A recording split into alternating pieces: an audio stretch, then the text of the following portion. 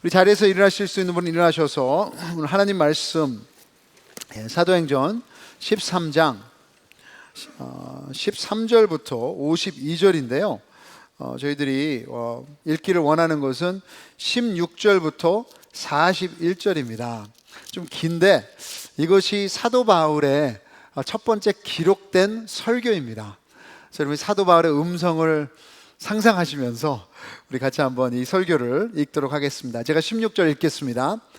바울이 일어나 손짓하며 말하되 이스라엘 사람들과 및 하나님을 경외하는 사람들아 들으라. 이 이스라엘 백성의 하나님이 우리 조상들을 택하시고 애굽 땅에서 나그네 된 그 백성을 높여 큰 권능으로 인도하여 내사 광야에서 약 40년간 그들의 소행을 참으시고 가나안 땅 7족속을 멸하사 그 땅을 기업으로 주시기까지 약 450년간이라.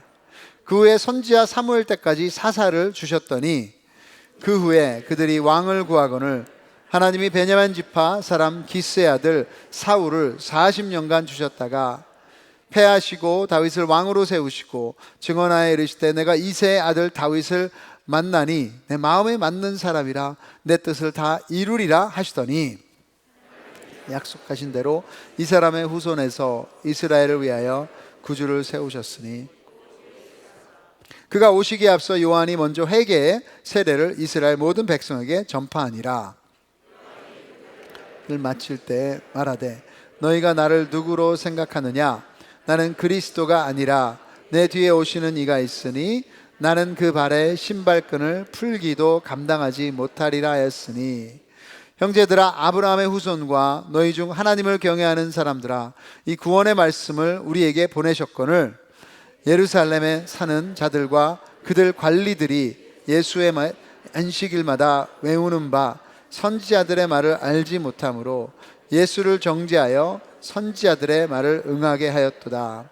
죽일 죄를 하나도 찾지 못하였으나 빌라도에게 죽여달라 하였으니 성경에 그를 가리켜 기록한 말씀을 다 응하게 한 것이라. 후에 나무에서 내려다가 무덤에 두었으나 하나님이 죽은 자 가운데서 그를 살리신지라. 갈릴리로부터 예루살렘에 함께 올라간 사람들에게 여러 날 보이셨으니 그들이 이제 백성 앞에서 그의 증인이라.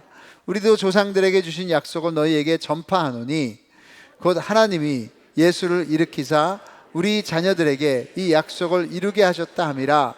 시편 2째 편에 기록한 바와 같이 너는 내 아들이라 오늘 너를 낳았다 하셨고 또 하나님께서 죽은 자 가운데서 그를 일으키사 다시 썩음을 당하지 않게 하실 것을 가르쳐 이르시되 내가 다윗의 거룩하고 미쁜 은사를 너희에게 주리라 하셨으며 또 다른 시편에 일렀을 주의 거룩한 자로 썩음을 당하지 않게 하시리라 하셨느니라.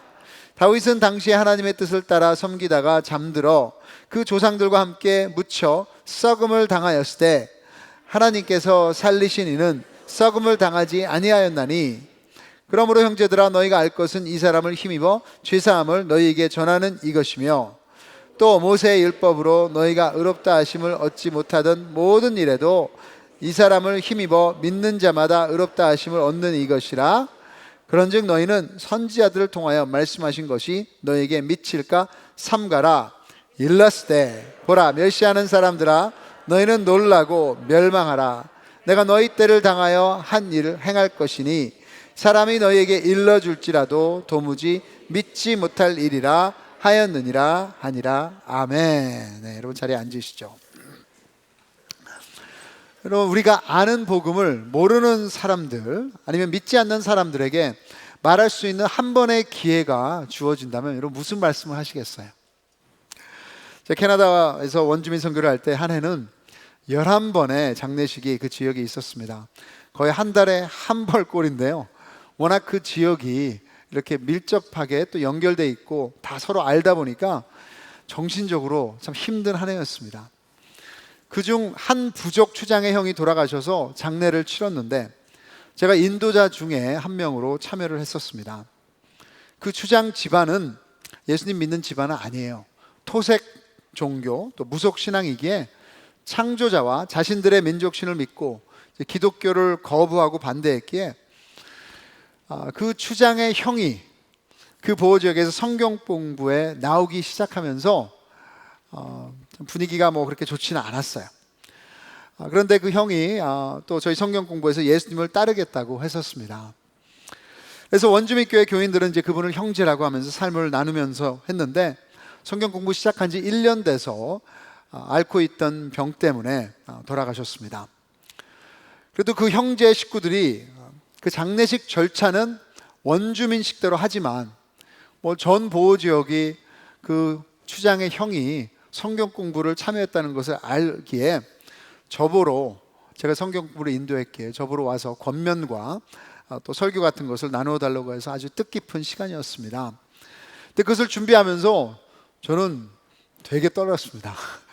왜냐하면 대부분이 예수님 안 믿는 사람이고, 어떤 면에서 예수님을 백인들의 종교, 기독교를 백인들의 종교로 알고 있는 이 거부하는 그 사람들이 대부분이었기에 그 차가운 눈빛을 받으면서 내가 어떻게 위로하고 무슨 말을 해야 될까 고민을 참 많이 했습니다. 여러분, 쉽게 가면 이렇게 얘기할 수 있어요. God loves you. 그렇게 얘기하면 쉬워요. 왜냐하면 창조자를 믿고 있기에 또 하나님과 사랑이라는 단어는 거부하지 않습니다. 하지만 저는 그 추장의 형이 예수님을 통해 구원받았다는 확신이 있었기에 그 자리에서 그렇게 쉽게 끝난다면 너무나 허무할 것 같았어요. 그래서 어떻게 그 죽은 형제가 성경 공부에 나오기 시작했고, 그리고 또 성경을 이해하기 시작했고, 또 예수님을 따르기 시작했는지, 그리고 지금은 죽었지만 그 사람들은 죽으면 끝났다고 생각합니다. 죽었지만 구원받아 하나님과 함께 천국에 있다 하면 예수님만이 하나님께 가는 길이다 하고 복음을 나누었습니다. 그래서 제가 복음을 나눈 후에 우리 원주민 교회에 있는 형제가 잠깐 위로의 말을 전하고, 그 다음에 제가 시키지도 않았는데 사형리 전도지를 꺼내서 유족들에게 하나씩 다 나눠줬어요. 뭐 그게 옳고 그러고 지금 얘기할 필요는 없지만, 그리고 그 용기, 여러분, 그것은 용기보다도 복음이 그것을 요구합니다. 복음은 이 세상의 최고의 좋은 소식이기에 나만 알고 있어서는, 나만 가지고 있어서는 아니고요, 그래서 모든 사람에게 우리가 나누어 주는 것을 요구하는 거예요. 어떻게 보면 오늘 본문도 이런 분위기가 아니었을까 상상해 봅니다. 지금 사도 바울과 바나바에게 한 번의 말씀 전파 기회가 주어집니다. 이 가운데 바울은 유대인 사람들이 지금 반대할 수 있는 그 복음의 핵심을 전하는 상황이에요. 지난 여러분, 몇 주 동안 우리가 사도행전, 어떻게 하면 복음이 예루살렘에서 세상 끝까지 전파되는 과정을 보고 있습니다. 그래서 지난주에는 이방인들이 모인 안디옥 교회의 탑 리더인 바나바와 바울이 그 지역에서부터 복음 사역을 위해 선교사로 지금 파송받는 것을 봤습니다. 어떻게 보면 교회의 중요한 리더급 목사님과 장로님들이 선교사로 파송받는 거죠. 자, 감사하게도 ANC에서는 그런 일들이 있었습니다. 그래도 하나님이 저도 다시 선교사로 나가라면 순종해야죠. 영광입니다. 그래서 여러분, 이 지도를 보시면 현재 터키에 있는 시리아 안디옥에서 파송받아서 16마일로 내려가면 실루기아, 거기서 배를 타고 이제 바다를 건너 90마일 가면 구브로 섬이 있습니다. 여러분, 거기는 바나바의 고향이죠. 그 구브로 섬에 살라미에 도착해요. 그래서 거기서 걸어서 140마일 서쪽으로 가면 바보 도시가 있습니다. 그래서 지난주에 바울의 첫 번째 기적이 기록되어 있습니다. 그래서 거기서 배를 타고 이제 150마일을 북쪽으로 바다를 건너서 가면 버가에 이르게 됩니다. 그래서 여기서부터 오늘 본문에 나오는 이야기들이 시작되는 거예요.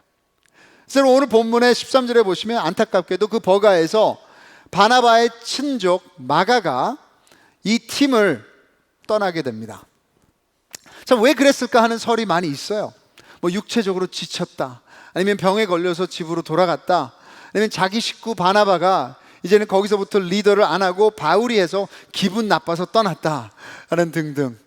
근데 4세기 초대교회 리더인 존 크리소스톰은 이렇게 말했습니다.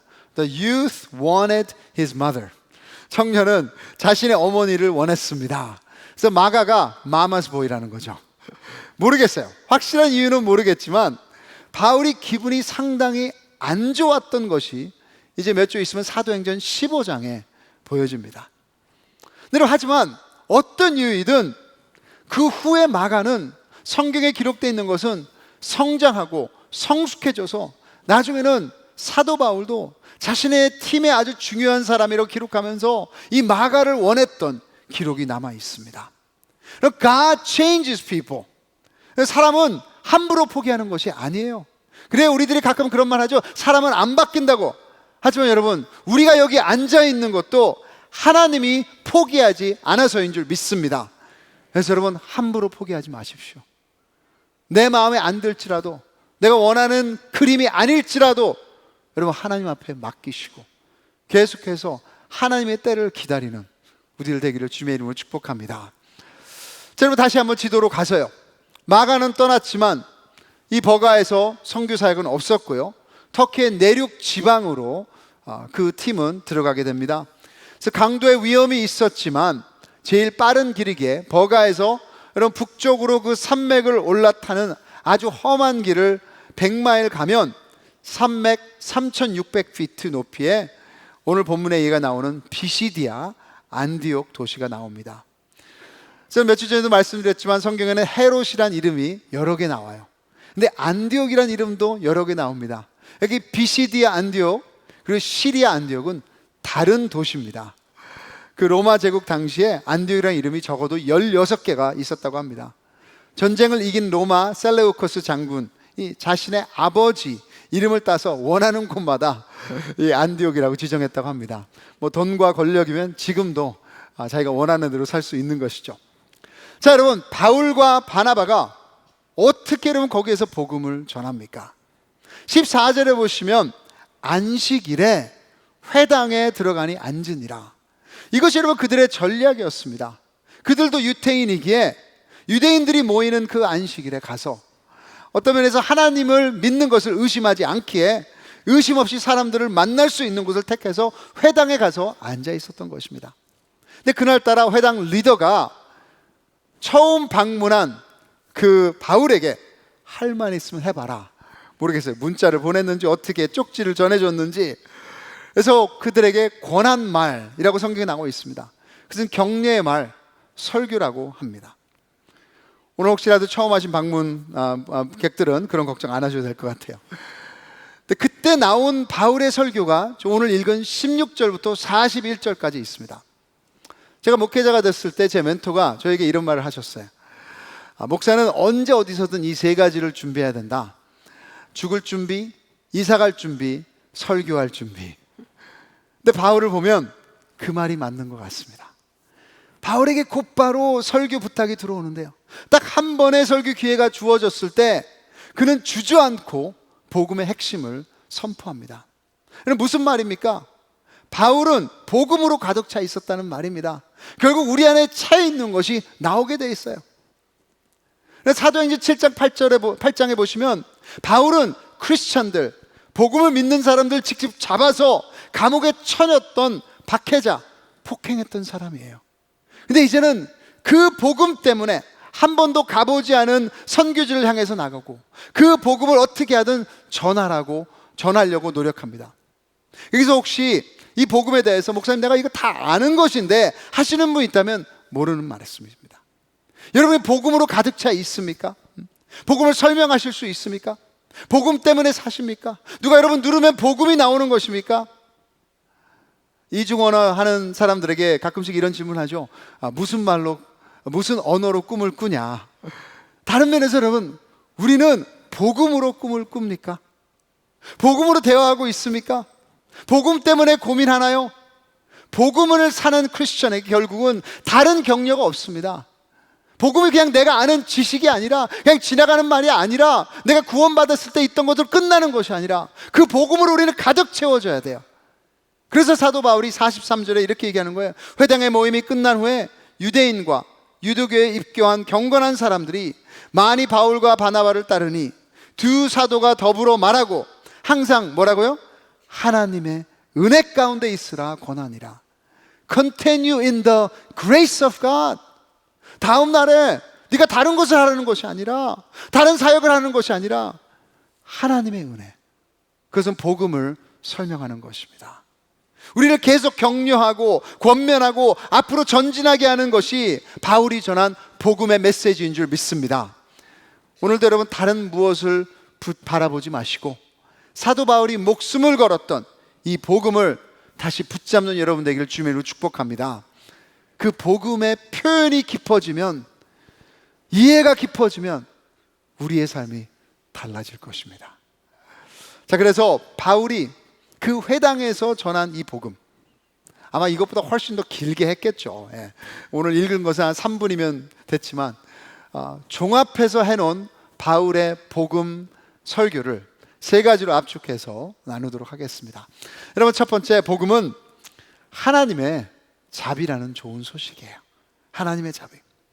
복음은 헬라어로 유앙겔리온 해서 굿뉴스, 좋은 소식입니다. 이 단어는 전쟁에서 이긴 결과, 그 좋은 소식을 후방에 있는 자기 편에게 전달하는 뉴스, 그 메시지예요. 사실이라는 것이죠. 뉴스입니다. 의견이 아니에요.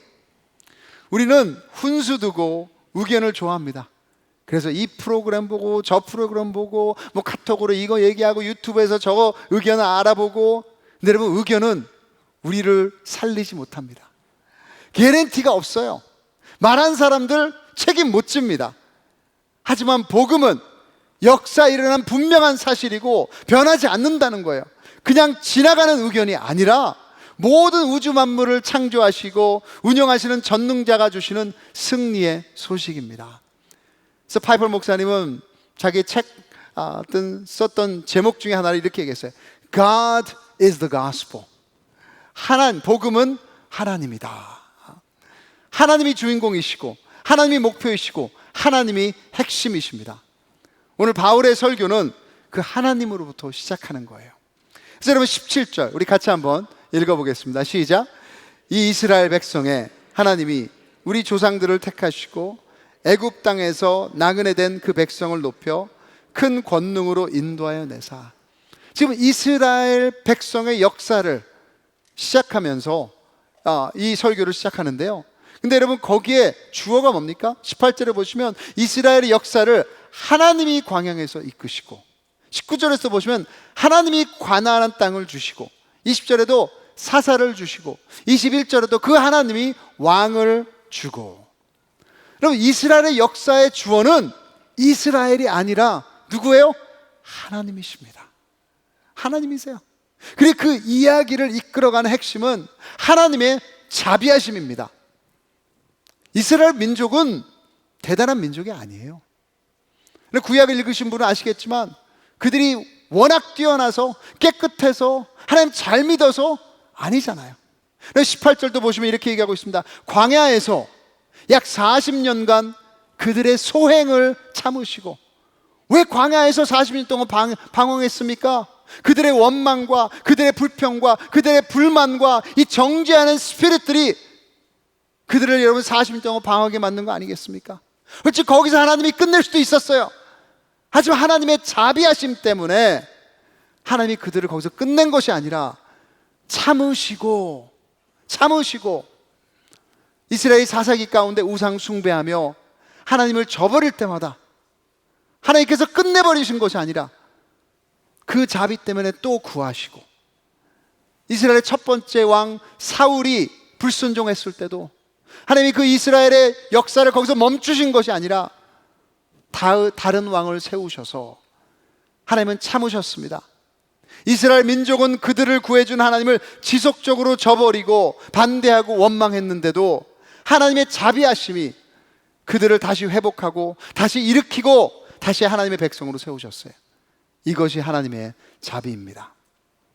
여러분, 세상은 열심히 잘한 사람들, 좋은 사람들, 착한 사람들, 그런 사람들을 신이 받아준다고 합니다. 하지만 복음은 하나님의 자비 때문에 죄인을, 망가진 사람들을 받아주시고 사랑하십니다. 그래서 여러분, 우리가 하나님 앞에 오는 것입니다. 잘해서가 아니에요. 완벽해서가 아니에요. 세상에 성공했기 때문에 오는 것이 아니에요. 모든 것이 준비됐기 때문에 오는 것이 아닙니다. Come just as you are. 그 모습 그대로 오는 것입니다. 솔직히 부모로서, 제가 아빠로서 아이들이 아무리 큰 잘못을 했어도 저한테 안 오고 다른 사람에게 가서 해결해 달라고 하면 자존심 상합니다. 무시당한 기분이 들어요. 내가 아빠인데. 여러분, 구원의 이야기는 오직 하나님 아버지만이 쓰실 수 있습니다.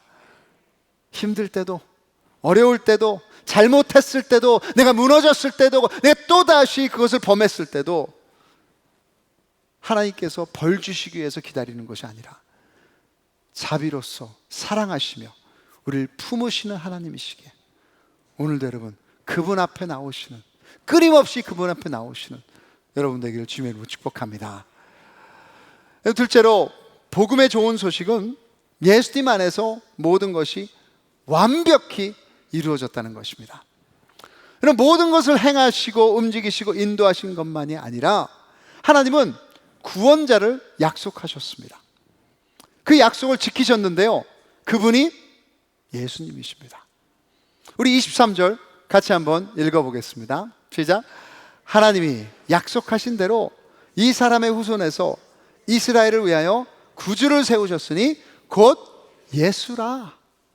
그리고 유대인들은 이 약속을 기다리고 있었어요. 그래서 메시아를 기다리고 있었습니다. 지금 비시디아 안디옥에 있는 유대인들도 그 메시아를 기다리고 있었어요.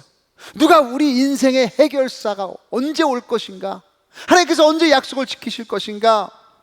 하나님의 약속 분명히 지키십니다. 근데 바울은 뭐라고 했습니까? 그 약속이, 그 메시아가 누구예요? 예수님이십니다. 그러면서 거기에 대한 증거를 보여줍니다. 28절부터 30절에 죽일 죄를 하나도 찾지 못하였으니 빌라도에게 죽여달라 하였으니 성경의 글을 가리켜 기록한 말씀을 다 응하게 한 것이라. 후에 나무에서 내려다가 무덤에 두었으나 하나님이 죽은 자 가운데서 그를 살리신지라. 그럼 어떻게 예수님이 메시아인지 알 수 있을까? 분명히 사도 바울이 얘기하고 있어요. 그 예수님이 죄를 지으지 않으셨다. 성경의 예언을 다 이루셨다. 그리고 성경의 메시아의 예언이 300개가 넘습니다. 베들레헴에서 태어날 것이고요, 처녀에게서 날 것이고요, 고난당하실 것이고요, 채찍 맞으시고. 여러분, 이런 4개만 이루어진다 해도 와 할 텐데 300개가 넘는 모든 예언이 예수님 안에서 이루어진 것입니다. 그리고 이 죄를 하나도 안 지으신 예수님이 십자가에서 자원해서 죽으셨다. 며칠 전에 뉴스에서 어떤 사람에 대한 얘기를 들었는데 누구를 살리기 위해서 막 하다가 목숨을 자기가 잃었다는 소식을 들었을 때 참 그거 읽으면서 참 대단하다, 그렇지만 좀 불쌍하다고 여겼습니다. 뭐 제가 감사하지는 않았어요. 왜냐하면 그건 좋은 소식이지만 저와는 상관이 없습니다. 하지만 죄 없는 예수님이 가장 처참하게 십자가에서 죽으신 이유가 It's for me, It's for you, It's for us. 나 때문에, 우리를 대신해서 하면 이 아이가 완전히 달라지는 것입니다. 그게 여러분 복음이에요. 복음은 남의 이야기가 아니라 우리의 이야기입니다. 그래서 로마서 5장 8절에 우리가 아직 죄인 되었을 때 그리스도께서 우리를 위하여 죽으심으로 하나님께서 우리에 대한 자기의 사랑을 확증하셨느니라. 이것을 사도 바울이 갈라디아서 동일하게 말합니다. 같이 한번 읽겠습니다. 시작. 그리스도께서 우리를 위하여 저주를 받은 바 되사 율법의 저주에서 우리를 속량하셨으니 기록된 바 나무에 달린 자마다 저주 아래 있는 자라 하였습니다. 누구를 위해서요? 우리를 위해서, 나를 위해서. 우리의 죄를 그분께서 대신 짊어지시고 저주를 받으셨다는 것을 믿는다면 그것에게 우리에게 좋은, 그것처럼 우리에게 좋은 소식이 어디 있겠습니까? 당연히 여러분 그 은혜에 감사할 것입니다. 이것이 복음이에요. 이 안에 소망이 있습니다. 예수님, 그 예수님이 그 십자가에서 모든 것을 이루셨기에 나를 위해서, 우리를 위해서 이제는 여러분 우리의 삶도 그분이 책임지는 줄 믿습니다. 그 진정한 승리가 예수님 안에만 있다는 것 믿으시기 바랍니다. 자, 마지막으로 여러분, 바울이 전한 복음은 나는 예수님 안에서 가장 큰 복을 뭐라고요? 누릴 수 있다는 소식입니다. 그냥 지식만이 아니라 나중의 일이 아니라 지금 누릴 수 있다는 소식이 복음이에요. 그럼 바울이 이 복음을 전파한 후에 결론을 38절과 39절에 내립니다. 같이 한번 결론을 내리겠습니다. 시작. 그러므로 형제들아, 너희가 알 것은 이 사람 힘입어 죄사함을 너희에게 전하는 이것이며, 또 모세의 율법으로 너희가 의롭다 하심을 얻지 못하던 모든 일에도 이 사람을 힘입어 믿는 자마다 의롭다 하심을 얻는 것이라. 이 사람이 누구입니까? 예수님이에요. 예수님. 여러분, 인간의 가장 큰 문제는 상황이 아니에요. 나예요. 나. 내 안에 있는 죄책감, 아무도 모르지만 내가 그다지 괜찮은 사람이 아니라는 느낌, 삶에 지쳐있는 무력함, 어느 것으로도 채워지지 않는 나의 공허함, 삶 가운데 올라가면 올라갈수록 가짜 같은 느낌과 무너질까 하는 두려움, 무엇으로 씻어도 지울 수 없는 내 마음의 불편함, 하나님과의 불편함, 관계 안의 불편함, 무엇이 여러분 우리를 이 올무에서 해방시킬 수 있겠습니까? 여러분, 39절에는 사도 바울이 얘기합니다.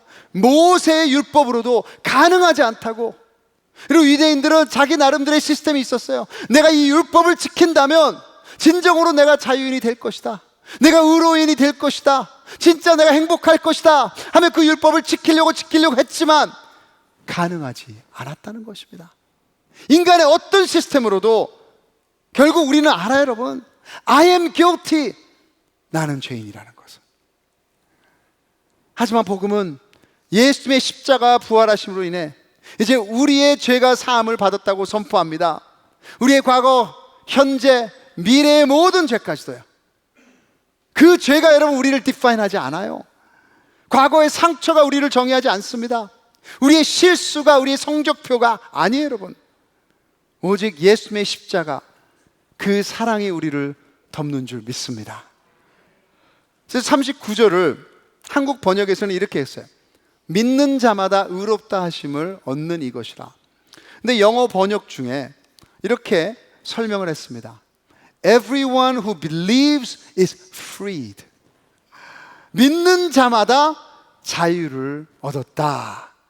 그리고 의롭다는 것은 진정한 자유를 말하는 거예요. 죄의 아이러니는 이거예요. 만들어진 것들을 따라갈 때 우리는 더 행복하고 자유로울 줄 아는데, 현실은 뭡니까? 거기에 더 노예로 끌려다니는 것을 경험하게 된다.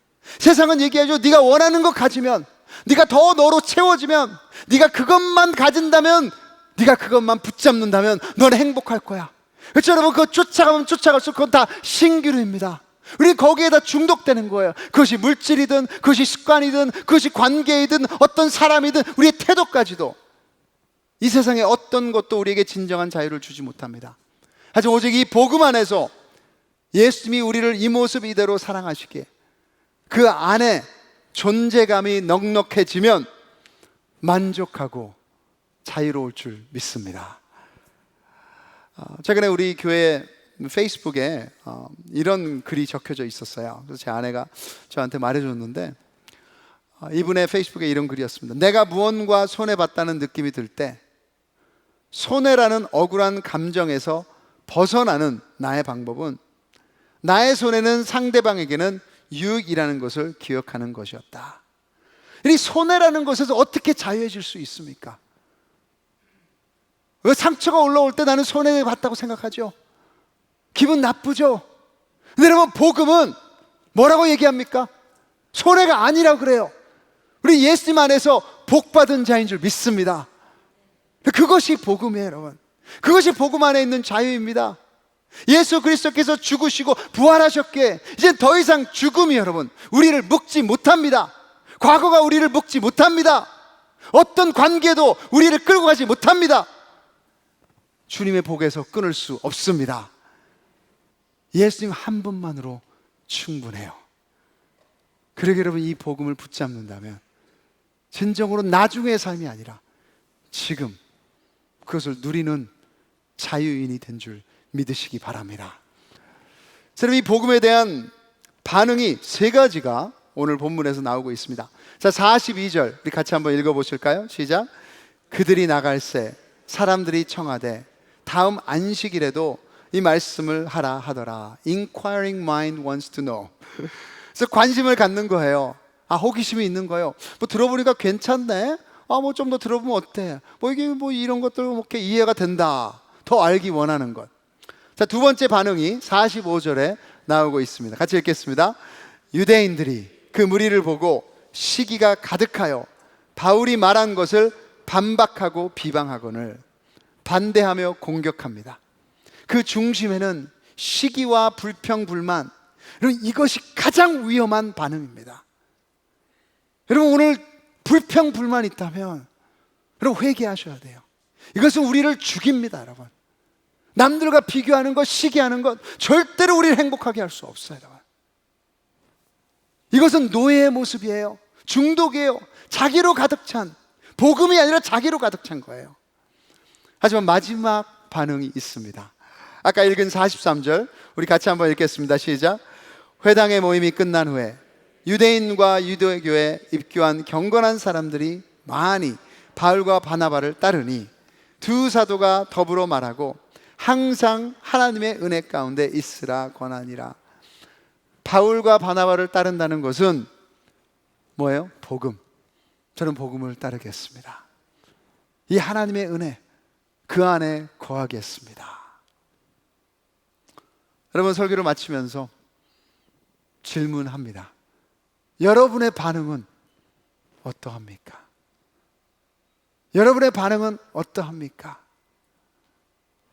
복음을 들었지만, 혹시 매주마다 예배를 왔다 갔다 하지만 혹시 관심 정도로 끝나는 것은 아닙니까? 그리고 그 호기심은 절대로 여러분 우리를 행복하게 할 수 없습니다. 아니면 여기에서도 그렇게 성경을 많이 듣고 많이 읽고 하지만 원망과 시기로 끌려다니는 것은 아닙니까? 여러분이 죽을 것이고 다른 사람을 죽일 거예요. 오직 여러분 하나만이 행복입니다. 예수님을 아는 정도가 아니라 진정으로 주님, 예수님을 따르겠습니다.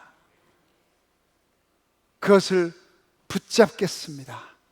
그 안에 거하겠습니다.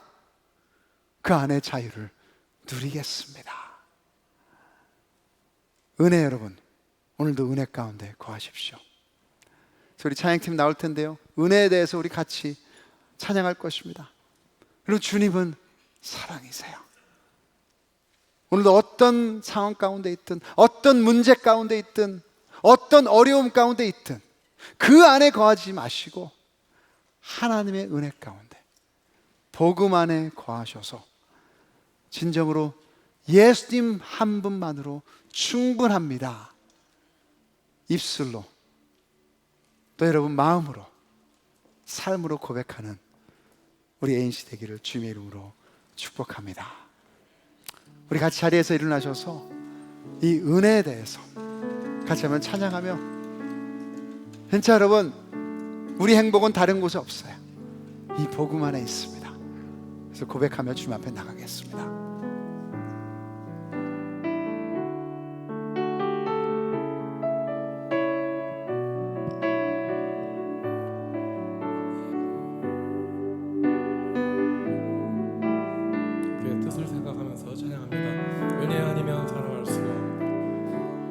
은혜 아니면 살아갈 수가 없네. 오음마저도 다 주의 것이니 세상 평안과 위로 내게 없어도 예수, 오직 예수뿐이네. 다시 한번, 은혜 아니면 살아갈 수가 없네. 아멘. 은혜 아니면 살아갈 수가 없네. 그렇습니다. 주님, 나의 마저도 다 주의 것이니 세상 평안과 위로 내게 없어도 예수,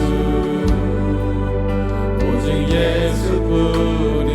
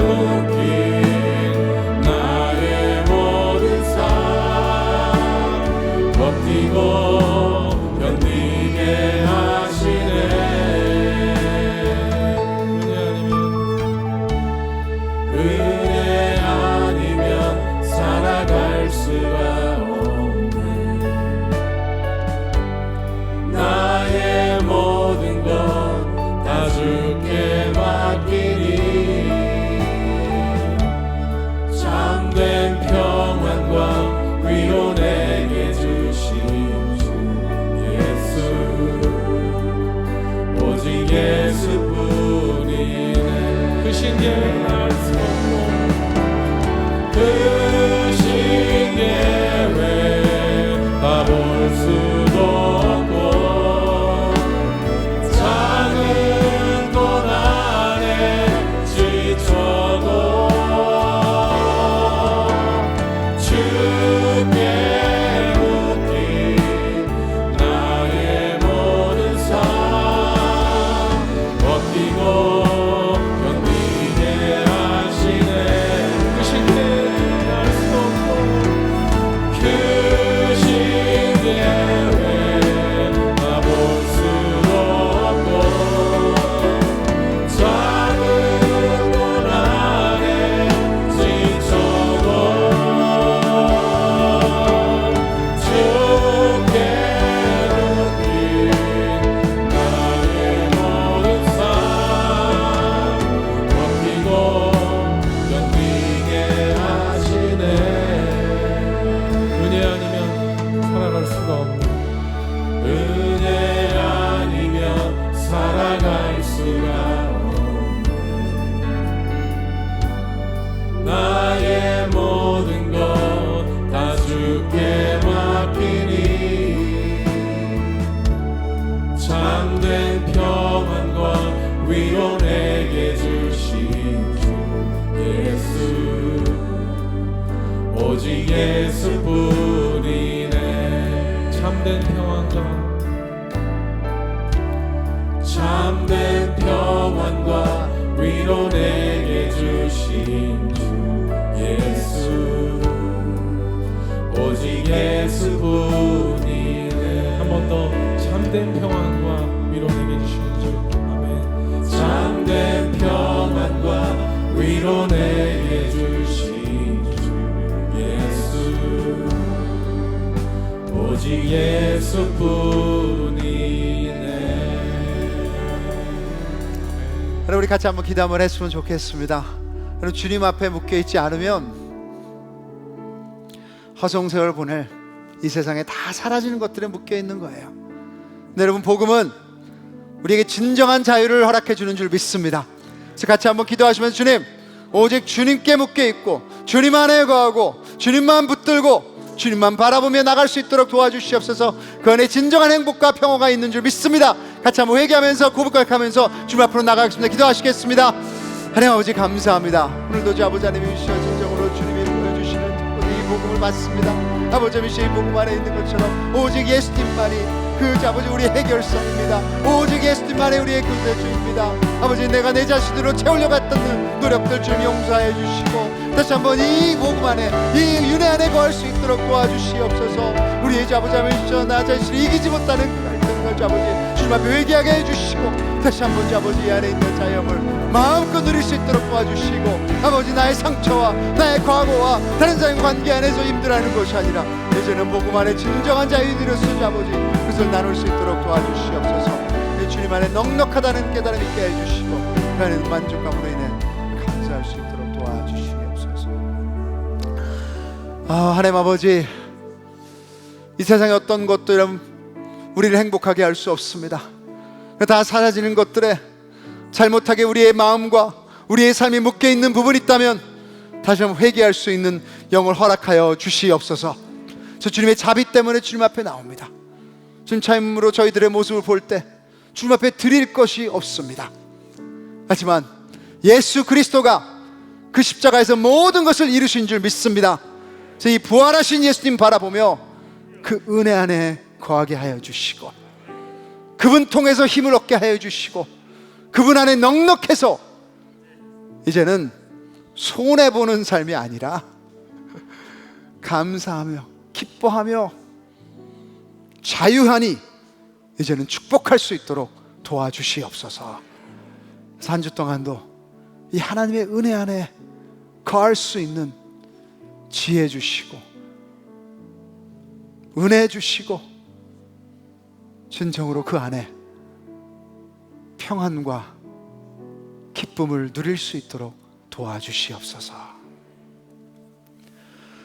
이제는 우리를 제대로 살리기 위해서 자신을 십자가에 내어주신 주 예수 그리스도의 은혜와 하나님 아버지의 무한하신 사랑하심과 성령 하나님이 역사하시고 위로하심이 이제 바울이 권면했던 것처럼 그 복음 안에 거하며 예수님 한 분만으로 충분하다고 고백하는 우리 모든 형제 자매들의 믿음과 머리 위에 주님께서 넉넉하라고 부르신 우리 가정과 ANC 공동체의 머리 위에 선교사님과 사역자들 머리 위에 이제부터 영원까지 항상 함께 있을지어다.